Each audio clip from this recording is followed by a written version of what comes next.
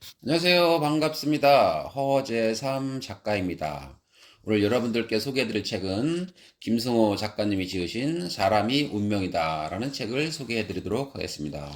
먼저 작가 소개를 하겠습니다. 김승호, 주역 학자이자 작가, 1947년 서울에서 출생했다. 지난 45년간 과학으로서의 주역을 연구해 주역 과학이라는 새로운 개념과 체계를 정립했다. 동양의 유불선과 수학, 물리학, 생물학, 화학, 심리학 등 인문, 자연, 사회과학이 거둔 최첨단 이론을 주역과 융합시켜 집대성한 결과가 바로 주역과학이다. 1980년대 미국에서 물리학자들에게 주역을 강의하기도 했으며 맨해튼 응용지성연구원의 상임연구원과 명륜단 수석강사를 역임했다. 수산법인 동양과학 아카데미 등을 통해 20년간 주역 강좌를 운영해 왔으며 운문학회를 통해 직장인 대상의 특강도 진행하고 있다. 네, 목차를 보겠습니다. 귀한 인생, 천한 인생. 누구를 어떻게 만나냐에 따라 당신의 운명이 바뀐다. 귀한 처세가 귀한 운명을 만든다. 타고난 운명에 머물지 말라. 네, 프롤로그를 읽어드리겠습니다. 인생을 살아감에 있어 그 누구도 운을 배제할 수 없을 것이다. 천지 대자연의 현상은 인간에 이르러 운이라는 보이지 않는 힘으로 영향을 준다. 산천초목이나 짐승, 벌레 등은 딱히 운명이랄 것이 없다. 하지만 인간은 만물의 영장으로서 영원히 하늘과 맞닿아 있다. 그래서 운이라는 것이 존재하는 것이다. 하늘은 운을 도구로 사용해 천하를 경영한다. 살다 보면 누구나 알게 되는 것이 있다. 운이라는 것이 인생의 어떤 순간에 불쑥 나타난다는 사실 말이다. 이것은 능력이나 노력으로 극복할 수 없는 것으로서 하늘의 독자적인 섭니다. 세상은 운이 먼저 움직이고 나서 자연현상이 그 뒤를 따른다. 전문가가 아니더라도 우리 주변을 살펴보면 곳곳에 운이 작용하고 있음을 알 수 있다. 기실, 인간의 능력과 상관없이 운이 좋고 나쁨에 따라 행불행이 결정되는 일이 허다하다. 다 된 일이 어이없는 이유로 틀어지는 경우가 있다.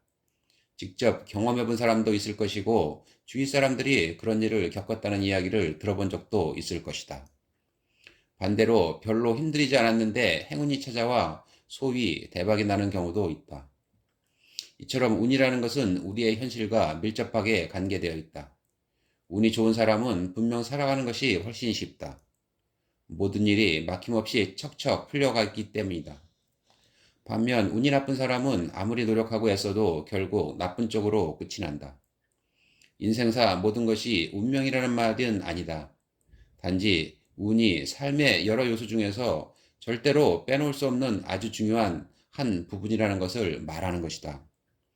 운은 분명히 있고 또한 그것은 끊임없이 우리에게 영향을 미치고 있다. 우리가 의식하지 않는 순간에도 운은 무엇인가를 준비하는 중이다. 이것이 무서운 현실이다. 공자는 군자가 가장 두려워하는 것이 운명이다 라고 말한 바 있다. 그러니 우리는 운에 대해 항상 겸손해야 한다. 또한 경건함과 두려움도 잊어서는 안 될 것이다. 세상은 운에 의해 언제 어떻게 변할지 아무도 모른다. 그러니 삼가 조심해야 한다. 그런데 다행스러운 것은 우리 자신이 운을 만들어낼 수도 있다는 것이다. 하늘은 무책임하고 난폭하게 운을 만들지 않는다. 사람의 본성에 따라 적절하게 부여한다.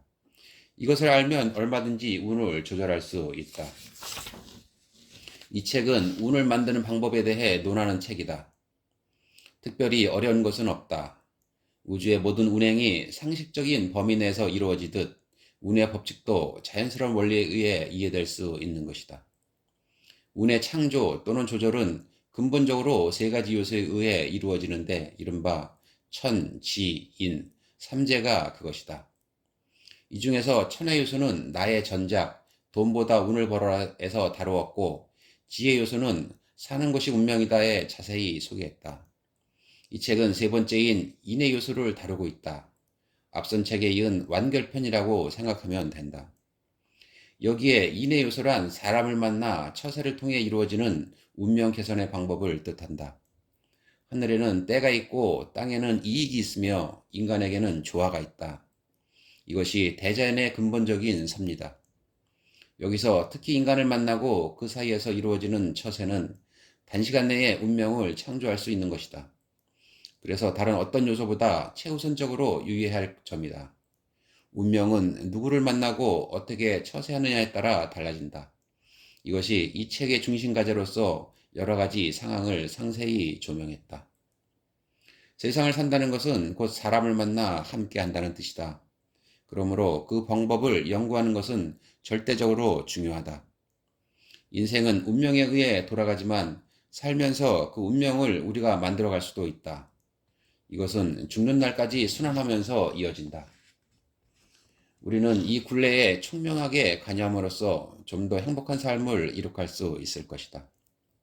나는 독자 여러분이 이 책에서 사람을 만나는 방법과 대하는 자세를 터득함으로써 운명을 크게 개선할 수 있을 것이라고 믿는다. 네, 그럼 본문으로 들어가 보겠습니다. 주역이 알려주는 잘 사는 방법. 처세라는 말을 들어보았을 것이다. 처세에 능하다. 처세에 밝다라고 말하면 부정적인 뜻으로 받아들이는 사람들도 많은데 사실 한자를 직역하면 처세란 세상에 있음을 뜻한다. 국어사전에는 사람들과 사귀며 살아감이라고 나와 있는데 결국 살아서 활동한다는 의미이고 인생 자체를 말한다. 세상을 잘 살려면 사람들과 잘 사귀어야 마땅할 테니 처세란 잘 사는 방법 혹은 세상을 좀 더 잘 살기 위한 훌륭한 행위라고 할 수 있다. 그런데 여기서 놓치지 말아야 할 것이 훌륭한이다. 좀 더 잘 살기 위한이 필요 조건이라면 훌륭한은 충분 조건인 것이다. 무언가 잘 사는 것인지 무엇이 훌륭한 것인지는 딱 잘라 말할 수 없다. 어떤 행위가 우리의 운명을 좋은 쪽으로 끌고 가는지 어떤 처세가 우리의 운명을 험난하고 우울한 방향으로 끌고 가는지 이것들은 차차 밝혀나가는 것이 이 책의 중심 과제다. 운명은 천, 사회활동은 지, 인격 수양은 인. 만물의 작용은 크게 나눠 세 가지 절대 요소로 이루어져 있다. 이른바 천지인인데 이것의 섭리가 주역의 근간을 이루고 있다. 천지인의 섭리는 우주의 모든 사물에 적용되지만 인간에게도 빼놓을 수 없는 요소다. 인간은 천지인의 세 가지를 갖추면 완벽에 가까워질 수 있다. 인간의 운명에 관한 문제도 이 세 가지 범주를 넘지 않으므로 운명에 관심 있는 사람은 이 개념을 반드시 익혀두어야 할 것이다. 천지인의 개념은 너무나 광대하여 100권의 책으로도 그 섭리를 다 설명할 수 없지만 여기서는 최대한 간추려 그 개요만 간단히 알아보겠다.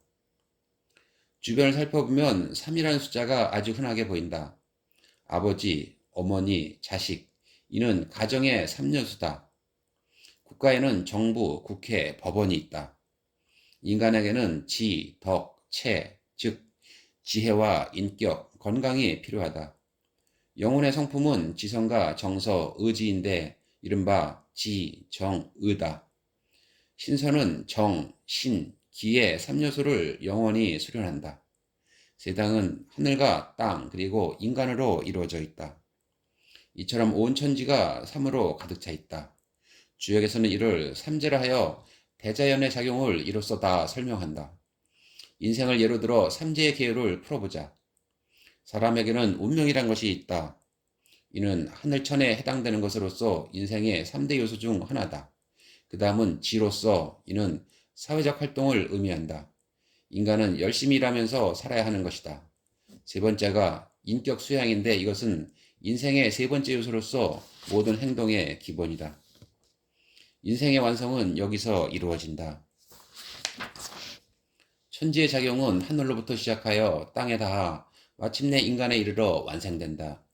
천지인 삼재는 각각 그 성품이 있는 바 하늘은 양이고 땅은 이는 조화이다. 우리가 갖추어야 할 것도 바로 이 세 가지이다. 먼저 하늘을 본받아 생명력과 창조력을 길러야 한다. 이는 양의 본성을 함양하는 것이다.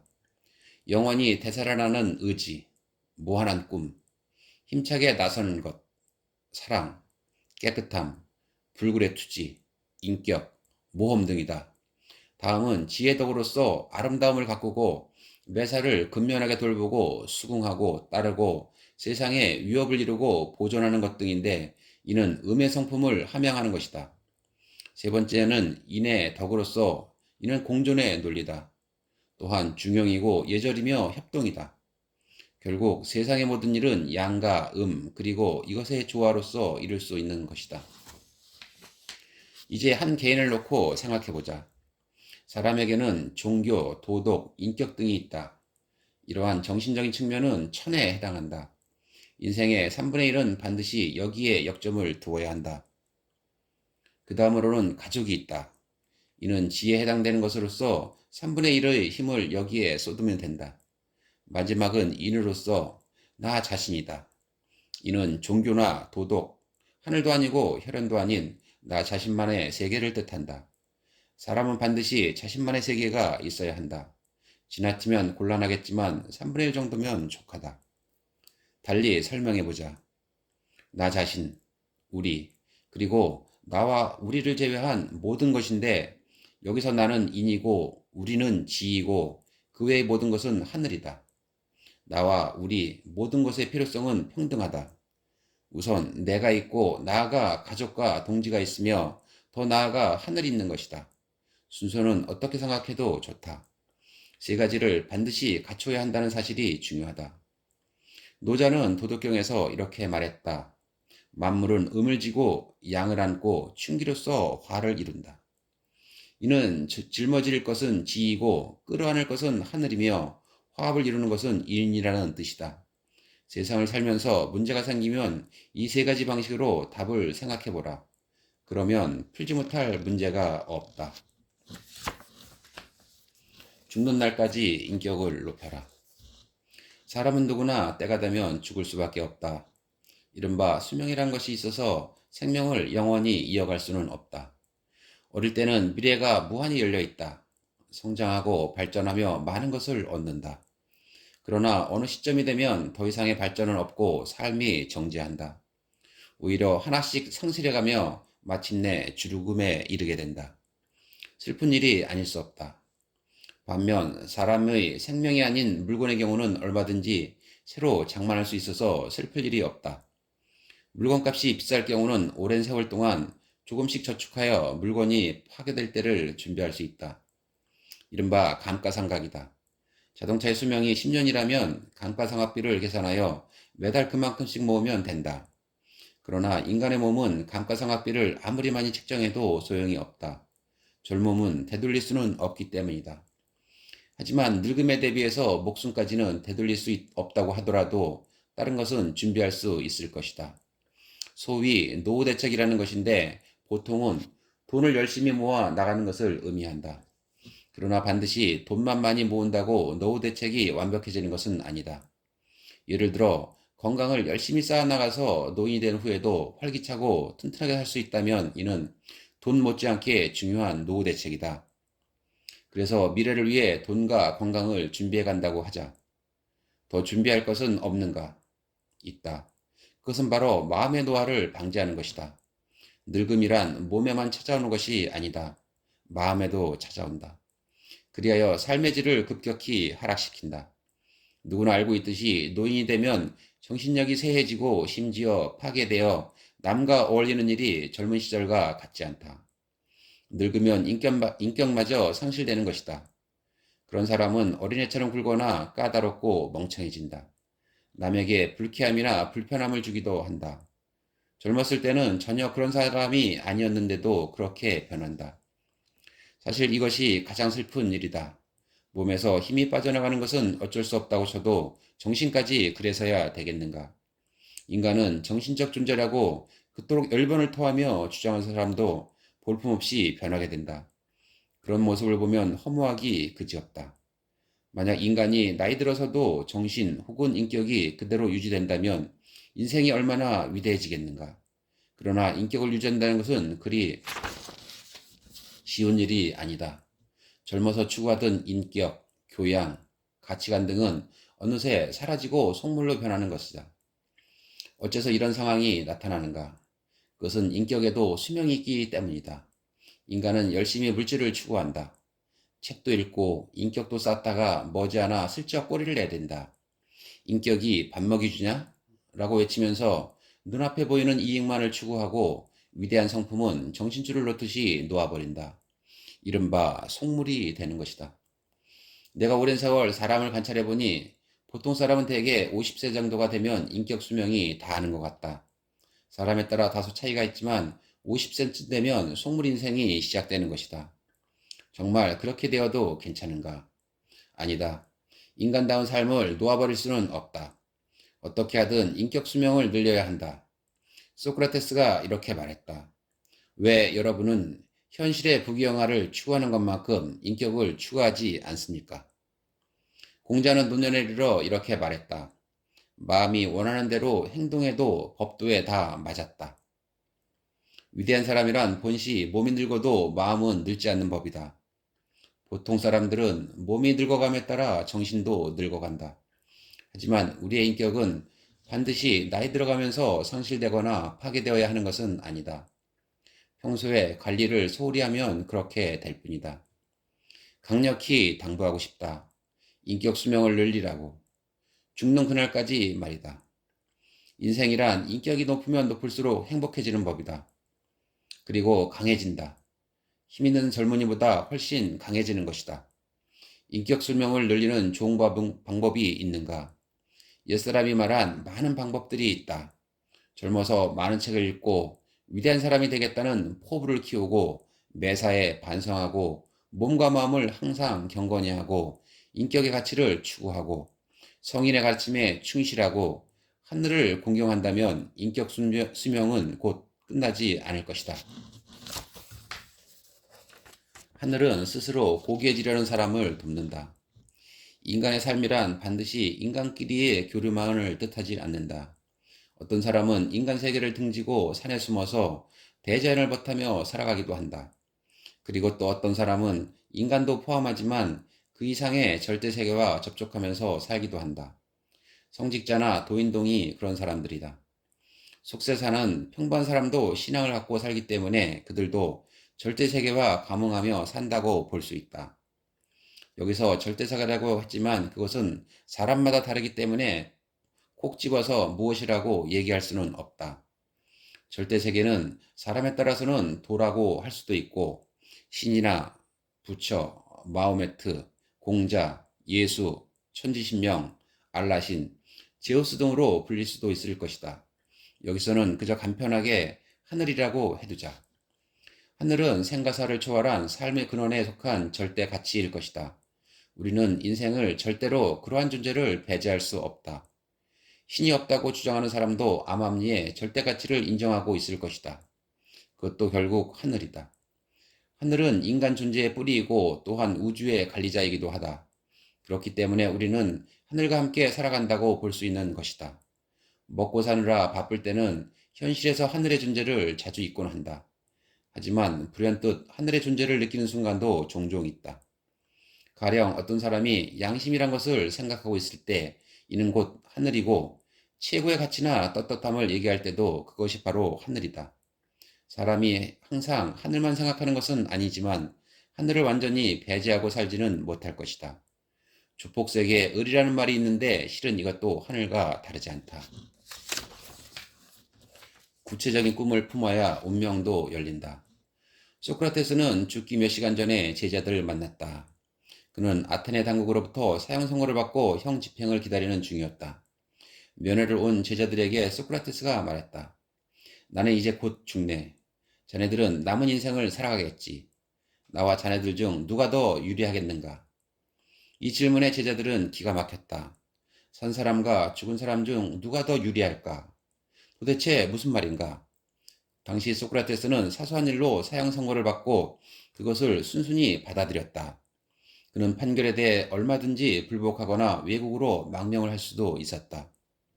소크라테스는 권력이 대단한 친구들이 많았기 때문에 마음만 먹으면 정권마저 흔들 수 있었으나 죽음의 길을 택했다는 것이다. 그는 천하를 향해 말했다. 악법도 법이라고. 소크라테스는 온 세상 사람에게 법을 지키라고 선언했다. 악법마저 지키라는 것이다. 악법은 당연히 고쳐야 하겠지만 그 전까지는 지켜야 한다는 것이 그의 생각이었다.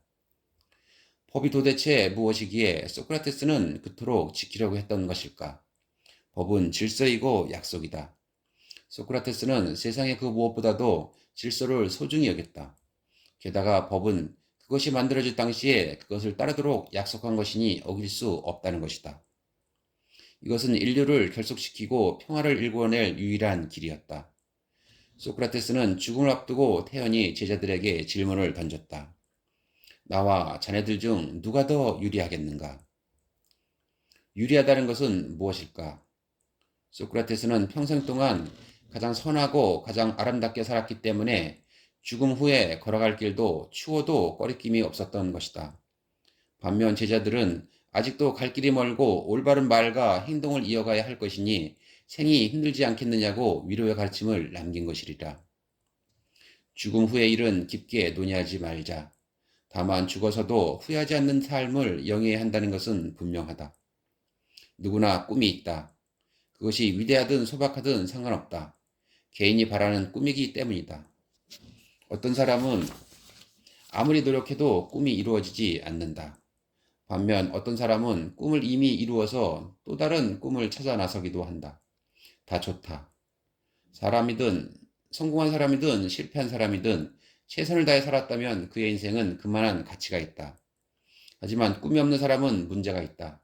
이런 사람들은 그저 사라지는 것으로 돈만 많이 벌면 그만이라는 식이다. 막연히 살아가는 인생이다. 무엇을 반드시 이렇게 보겠다는 목표도 없고 계획이나 전망도 없다. 삶이란 이런 식으로 흘러가서는 안 된다. 꿈을 구체적으로 품고 살아야 운명도 열리는 법이다.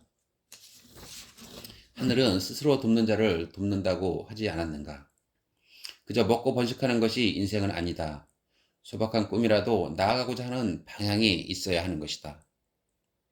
인간과 동물과 다른 점이 이것이다. 동물은 그날만 있지 미래에 대한 꿈이 없다. 아니, 동물은 먹이를 많이 먹을 수 있는 날을 향해 가는지도 모른다. 인간은 다르다. 달라야 한다. 인간의 꿈. 그것이 하늘 아래 가장 위대한 것과 일치되지 않아도 상관없다. 인간은 우선 자신의 행복을 위해 무엇인가를 꼭 이루고 있을 뿐이다. 이것은 아름다운 인생이다. 여기에 더해 위대한 꿈을 향해 나아간다면 더할 나위가 없다. 인간의 꿈은 참으로 다양하다. 성인의 꿈은 어쩌면 단순할지도 모른다. 공자는 아침에 도를 깨달으면 저녁에 죽어도 좋다고 하였다. 공자의 꿈은 깨달음에 있었던 것이다. 깨달음이란 역조 창생을 유익하게 하는 그 무엇이다. 네, 오늘 본문 책은 여기까지 읽어드리도록 하고요. 네, 저는 다음에 더 좋은 책으로 여러분 다시 찾아뵙도록 하겠습니다. 이 책 꼭 한번 구입하셔서 읽어보시기 바라겠습니다. 네, 감사합니다.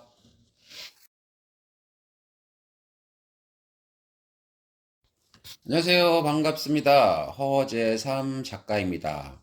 오늘 여러분들께 소개해드릴 책은 김승호 작가님이 지으신 사람이 운명이다 라는 책을 소개해드리도록 하겠습니다. 먼저 작가 소개를 하겠습니다. 김승호, 주역 학자이자 작가, 1947년 서울에서 출생했다. 지난 45년간 과학으로서의 주역을 연구해 주역 과학이라는 새로운 개념과 체계를 정립했다. 동양의 유불선과 수학, 물리학, 생물학, 화학, 심리학 등 인문, 자연, 사회과학이 거둔 최첨단 이론을 주역과 융합시켜 집대성한 결과가 바로 주역과학이다.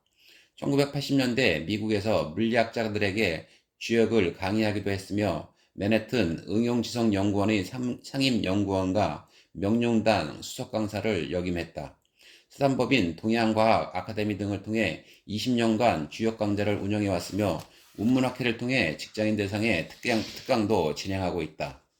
네, 목차를 보겠습니다. 귀한 인생, 천한 인생. 누구를 어떻게 만나냐에 따라 당신의 운명이 바뀐다. 귀한 처세가 귀한 운명을 만든다. 타고난 운명에 머물지 말라. 네, 프롤로그를 읽어드리겠습니다. 인생을 살아감에 있어 그 누구도 운을 배제할 수 없을 것이다. 천지 대자연의 현상은 인간에 이르러 운이라는 보이지 않는 힘으로 영향을 준다. 산천초목이나 짐승, 벌레 등은 딱히 운명이랄 것이 없다. 하지만 인간은 만물의 영장으로서 영원히 하늘과 맞닿아 있다. 그래서 운이라는 것이 존재하는 것이다. 하늘은 운을 도구로 사용해 천하를 경영한다. 살다 보면 누구나 알게 되는 것이 있다.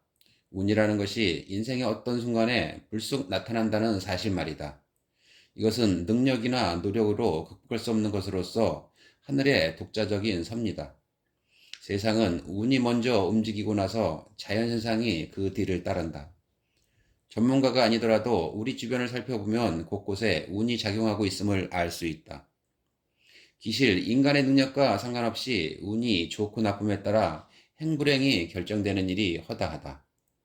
다된 일이 어이없는 이유로 틀어지는 경우가 있다. 직접 경험해본 사람도 있을 것이고 주위 사람들이 그런 일을 겪었다는 이야기를 들어본 적도 있을 것이다. 반대로 별로 힘들이지 않았는데 행운이 찾아와 소위 대박이 나는 경우도 있다. 이처럼 운이라는 것은 우리의 현실과 밀접하게 관계되어 있다. 운이 좋은 사람은 분명 살아가는 것이 훨씬 쉽다. 모든 일이 막힘없이 척척 풀려가기 때문이다. 반면 운이 나쁜 사람은 아무리 노력하고 애써도 결국 나쁜 쪽으로 끝이 난다. 인생사 모든 것이 운명이라는 말은 아니다. 단지 운이 삶의 여러 요소 중에서 절대로 빼놓을 수 없는 아주 중요한 한 부분이라는 것을 말하는 것이다. 운은 분명히 있고 또한 그것은 끊임없이 우리에게 영향을 미치고 있다. 우리가 의식하지 않는 순간에도 운은 무엇인가를 준비하는 중이다. 이것이 무서운 현실이다.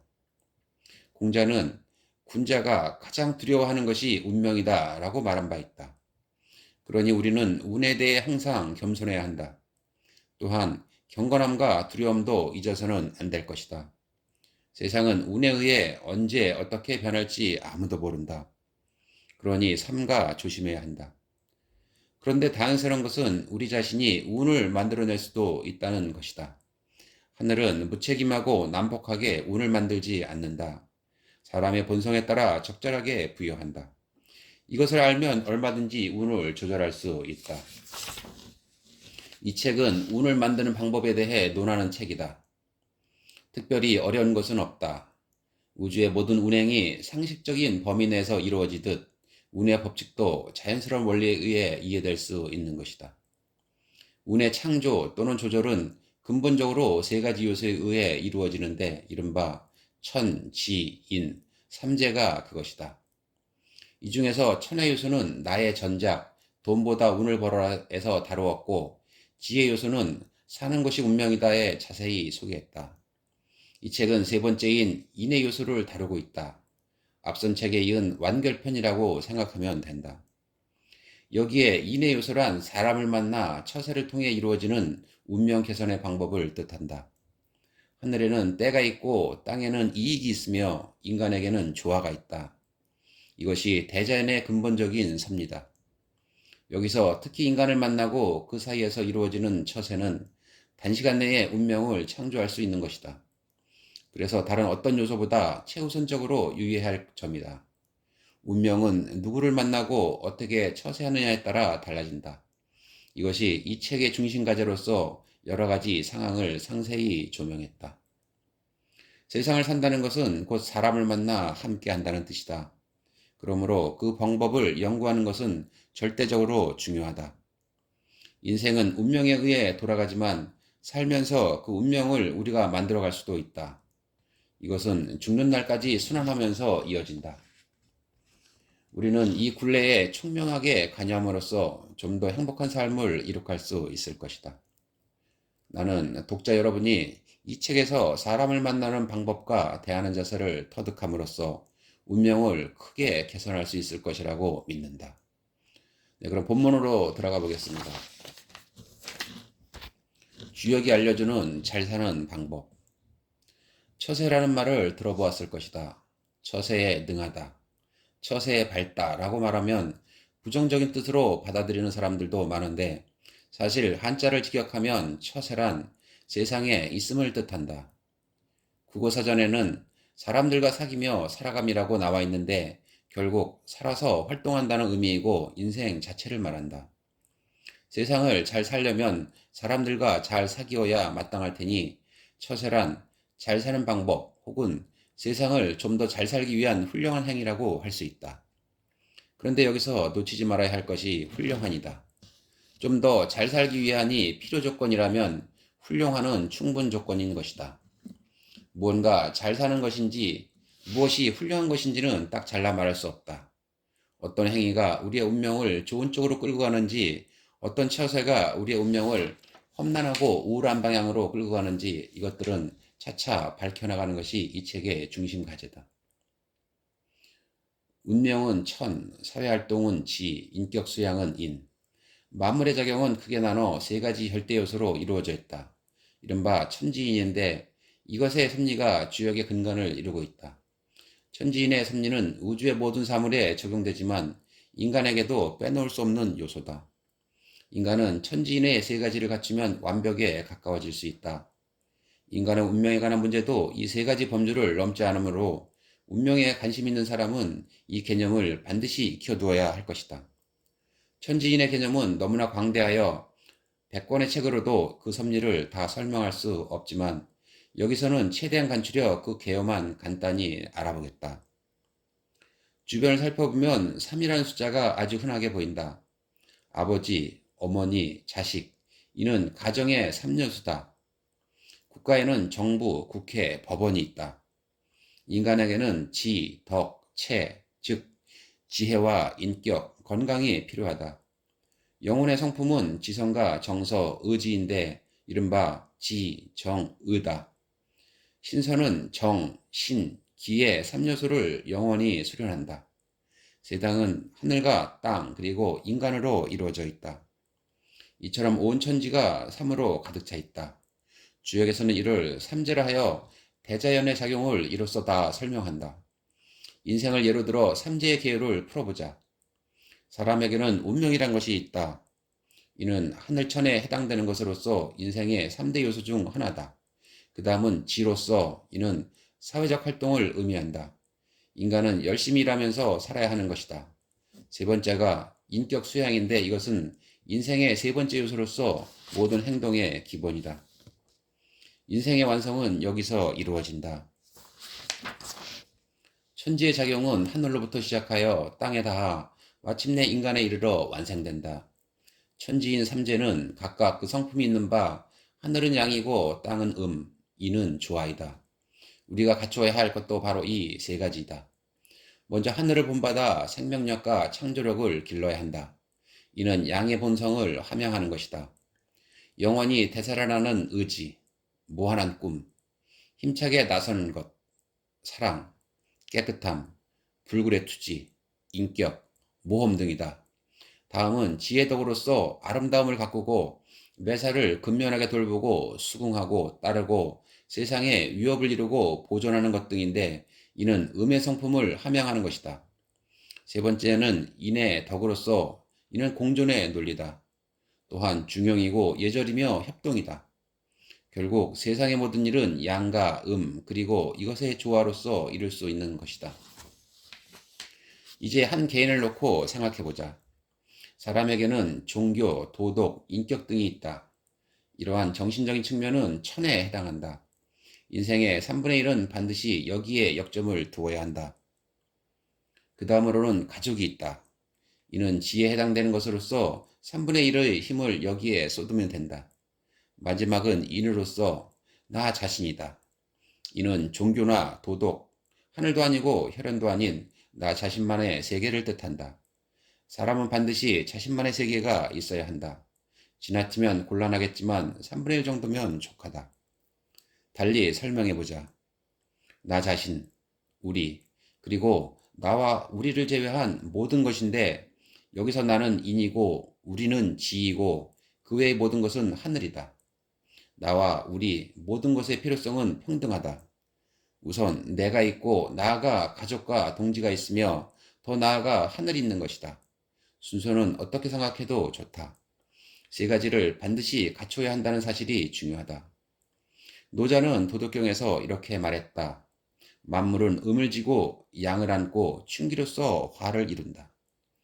이는 짊어질 것은 지이고 끌어안을 것은 하늘이며 화합을 이루는 것은 인이라는 뜻이다. 세상을 살면서 문제가 생기면 이 세 가지 방식으로 답을 생각해 보라. 그러면 풀지 못할 문제가 없다. 죽는 날까지 인격을 높여라. 사람은 누구나 때가 되면 죽을 수밖에 없다. 이른바 수명이란 것이 있어서 생명을 영원히 이어갈 수는 없다. 어릴 때는 미래가 무한히 열려 있다. 성장하고 발전하며 많은 것을 얻는다. 그러나 어느 시점이 되면 더 이상의 발전은 없고 삶이 정지한다. 오히려 하나씩 상실해가며 마침내 죽음에 이르게 된다. 슬픈 일이 아닐 수 없다. 반면 사람의 생명이 아닌 물건의 경우는 얼마든지 새로 장만할 수 있어서 슬플 일이 없다. 물건값이 비쌀 경우는 오랜 세월 동안 조금씩 저축하여 물건이 파괴될 때를 준비할 수 있다. 이른바 감가상각이다.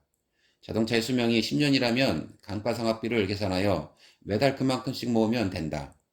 그러나 인간의 몸은 감가상각비를 아무리 많이 책정해도 소용이 없다. 젊음은 되돌릴 수는 없기 때문이다. 하지만 늙음에 대비해서 목숨까지는 되돌릴 수 없다고 하더라도 다른 것은 준비할 수 있을 것이다. 소위 노후 대책이라는 것인데 보통은 돈을 열심히 모아 나가는 것을 의미한다. 그러나 반드시 돈만 많이 모은다고 노후 대책이 완벽해지는 것은 아니다. 예를 들어 건강을 열심히 쌓아나가서 노인이 된 후에도 활기차고 튼튼하게 살 수 있다면 이는 돈 못지않게 중요한 노후 대책이다. 그래서 미래를 위해 돈과 건강을 준비해 간다고 하자. 더 준비할 것은 없는가? 있다. 그것은 바로 마음의 노화를 방지하는 것이다. 늙음이란 몸에만 찾아오는 것이 아니다. 마음에도 찾아온다. 그리하여 삶의 질을 급격히 하락시킨다. 누구나 알고 있듯이 노인이 되면 정신력이 쇠해지고 심지어 파괴되어 남과 어울리는 일이 젊은 시절과 같지 않다. 늙으면 인격마저 상실되는 것이다. 그런 사람은 어린애처럼 굴거나 까다롭고 멍청해진다. 남에게 불쾌함이나 불편함을 주기도 한다. 젊었을 때는 전혀 그런 사람이 아니었는데도 그렇게 변한다. 사실 이것이 가장 슬픈 일이다. 몸에서 힘이 빠져나가는 것은 어쩔 수 없다고 쳐도 정신까지 그래서야 되겠는가. 인간은 정신적 존재라고 그토록 열변을 토하며 주장하는 사람도 볼품없이 변하게 된다. 그런 모습을 보면 허무하기 그지없다. 만약 인간이 나이 들어서도 정신 혹은 인격이 그대로 유지된다면 인생이 얼마나 위대해지겠는가. 그러나 인격을 유지한다는 것은 그리 쉬운 일이 아니다. 젊어서 추구하던 인격, 교양, 가치관 등은 어느새 사라지고 속물로 변하는 것이다.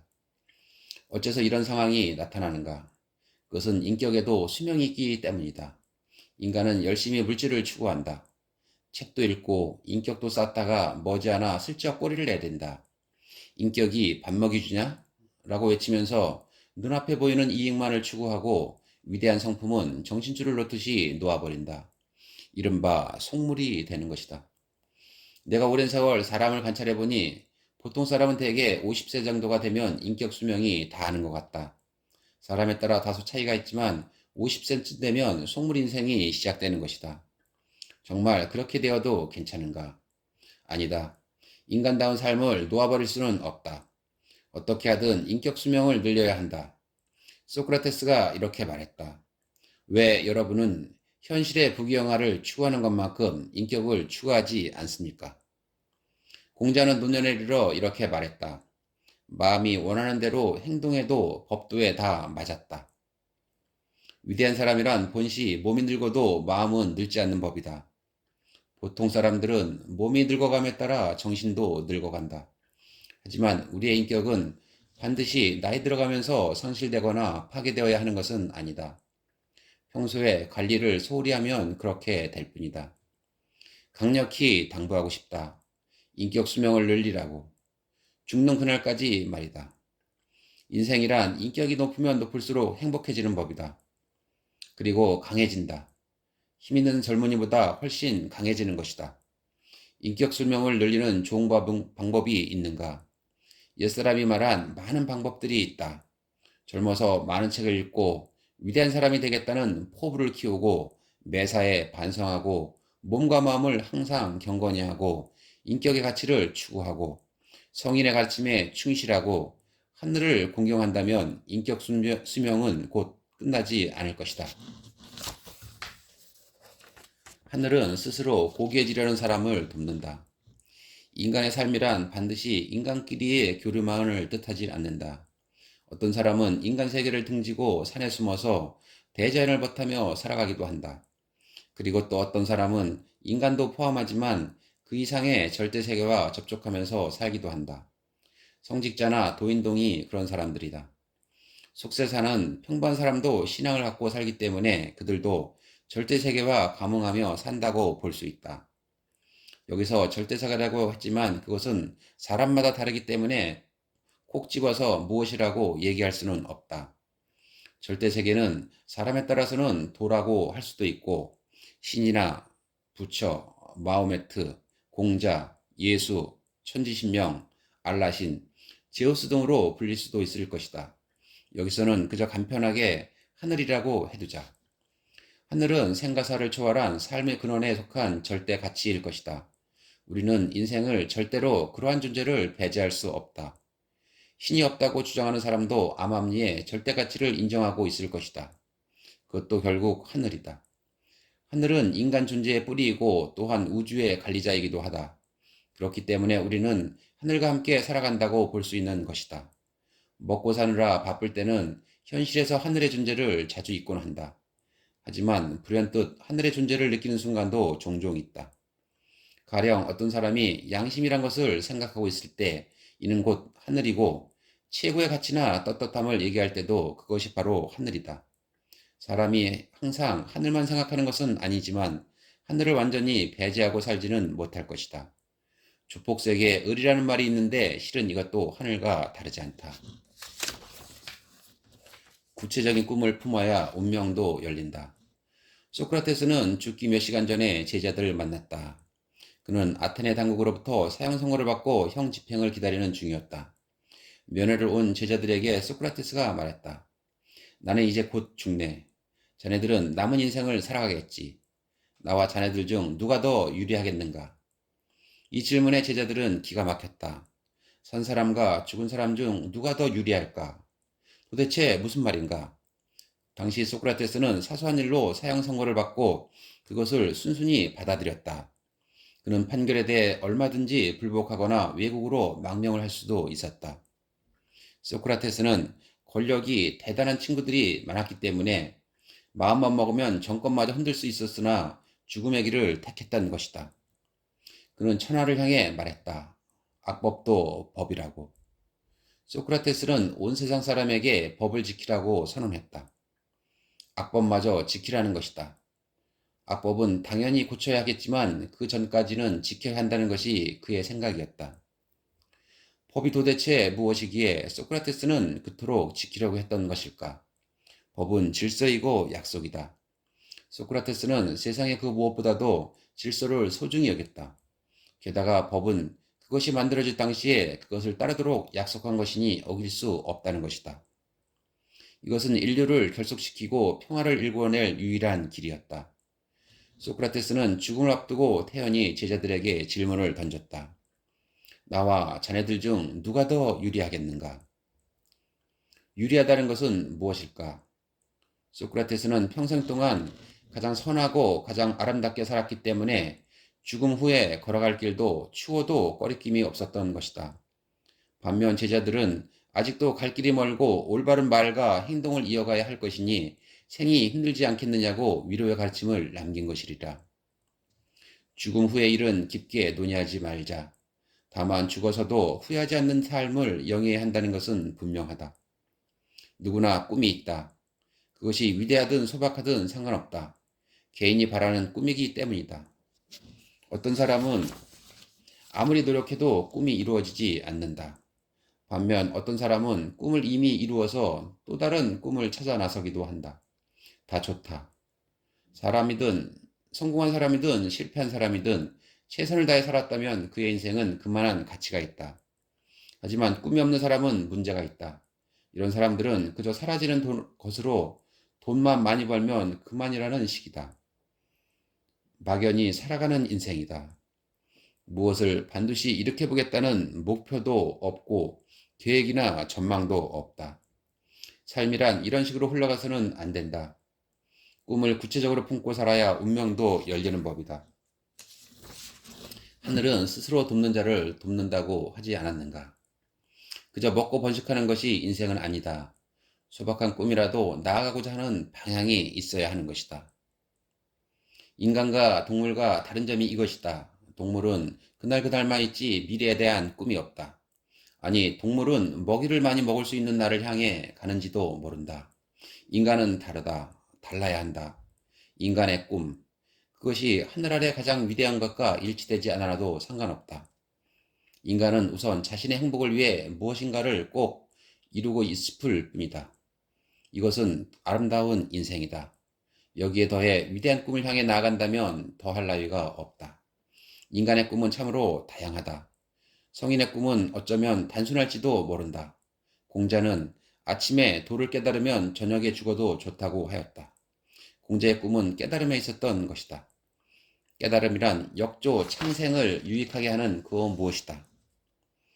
네, 오늘 본문 책은 여기까지 읽어드리도록 하고요. 네, 저는 다음에 더 좋은 책으로 여러분 다시 찾아뵙도록 하겠습니다. 이 책 꼭 한번 구입하셔서 읽어보시기 바라겠습니다. 네, 감사합니다.